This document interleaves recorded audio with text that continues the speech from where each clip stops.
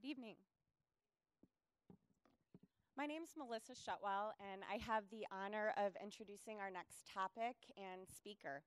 A Night to Remember is a prom-like experience that's hosted annually here in Madison for individuals with special needs.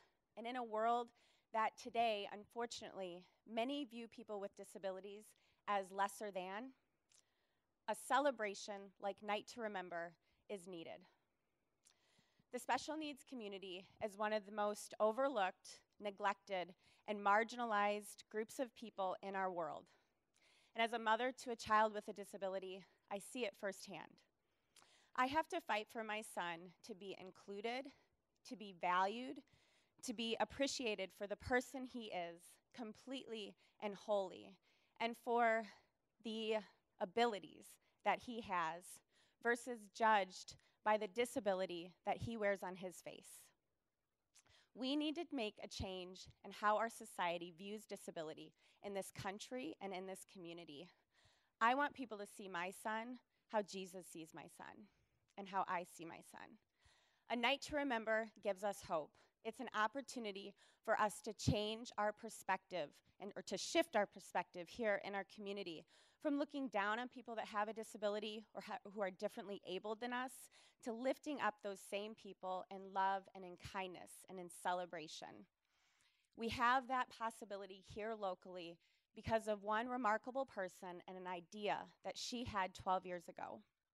Ashley McNary is the founder of Night to Remember. That idea that she had 12 years ago became a reality because of her strong will and determination, her creativity, her heart, and the grace of God. It's now spread throughout the nation. There's other cities that do similar events tonight as we do here, called Night to Remember. The reach and the impact into the special needs community is remarkable. I can't think of a better person to help lead us in a discussion of how we can be more inclusive and accepting and celebratory of people with special needs in the Madison area than my friend, Ashley McNery.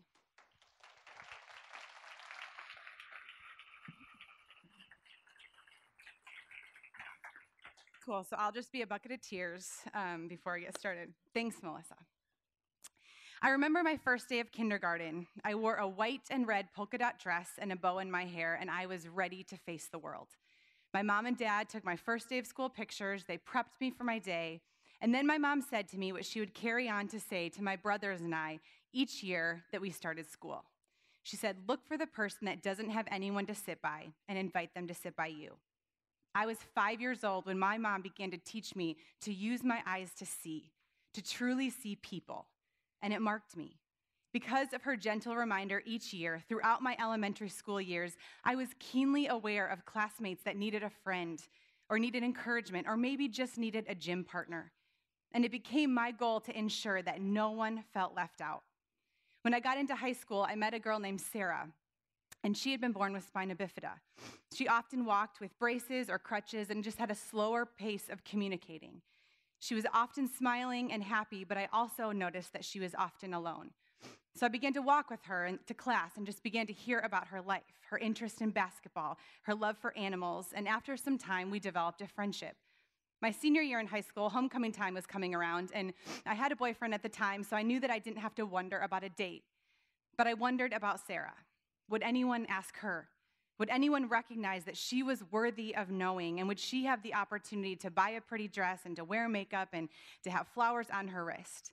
And I knew in that moment that the answer was yes, because I would ask her.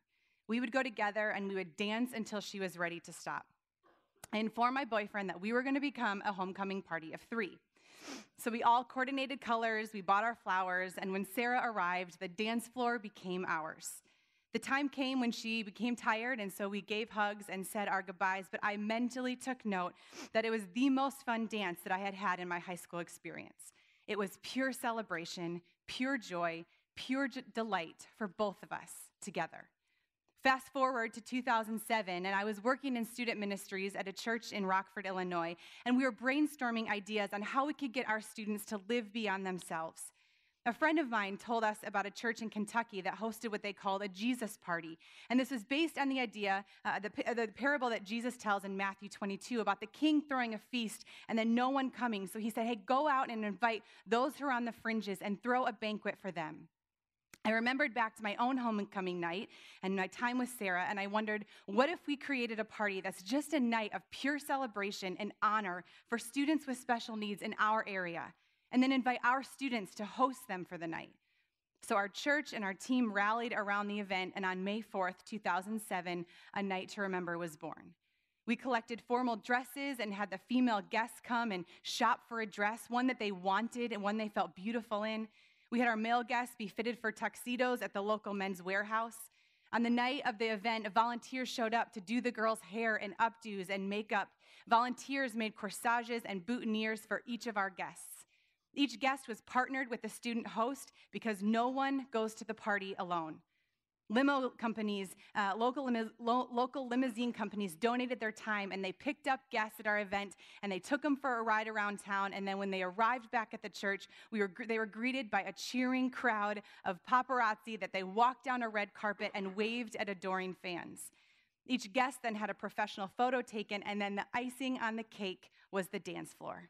No one cared if they had the right moves, or if they knew the words to the song, or even if they were on beat. Together, as one community, we danced and laughed and twirled and smiled and had the time of our lives. As we packed up the last mirror that night and swept up the last crumbs, we were tired and our feet hurt, but our hearts were exploding. This truly was a night to remember. Our first year, we had 40 honored guests join us, the second year, 80, and the following year, over 200. And we learned a lot in those first years, but the main thing that we learned is that we loved this idea of celebration. We learned that hospitality to this community meant more than just welcoming or acknowledging them. We learned that hospitality was creating an environment where the recipients felt at home, a place that they knew that they could be just as they are and that who they were was celebrated. Since that night in 2007, Night to Remember has grown, and we've been able to share our best practices with churches and groups around the country, and thousands are being able to be celebrated and bring hospitality to their communities. And just 4 years ago, our church, we brought Night to Remember to the Madison area. The event quickly outgrew our church space in 2 years, and so last year, our church partnered with Selfless Ambition here in Madison, and we hosted 200 guests at the Monona Terrace downtown. But if you asked about the night, if you asked anyone about the night, whether it was an honored guest, a volunteer, or a parent, I can almost guarantee that they would not say it was the dress or tuxedo that made the night. It wasn't the jewelry they got to bring home or the beautiful venue. It was the celebration. And one of the best parts of the night is when each guest is announced by name when they walk down the red carpet to a crowd of cheering fans. In that moment, you can see the love they feel. You can see the celebration of who they are means more than anything. And so to give you just a little taste of this event here in our community, take a look at this recap video.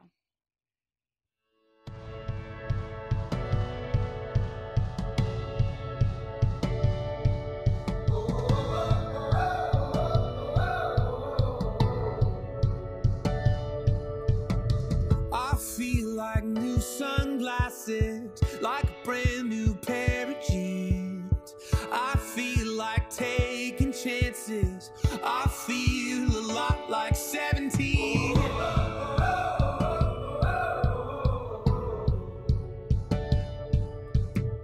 I feel like windows roll down new city streets and cabs. I feel like anything can happen. You take me right back when we were kids. Never thought I'd feel like this. Like when I close my eyes and don't even care if anyone sees me dancing. Like I can fly and I don't even think of touching the ground. Like a heartbeat skip, like an open page, like a one-way trip on an aeroplane. It's the way that I feel when I'm with you.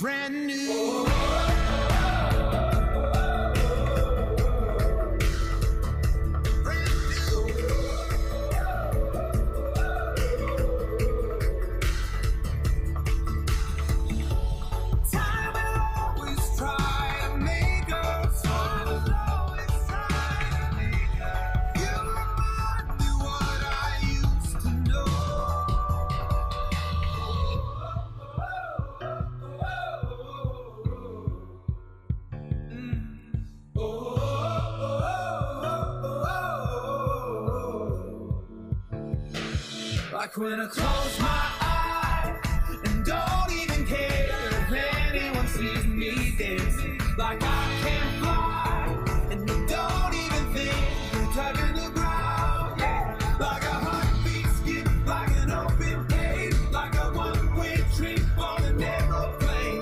It's the way that I feel when I'm with you. Brand new.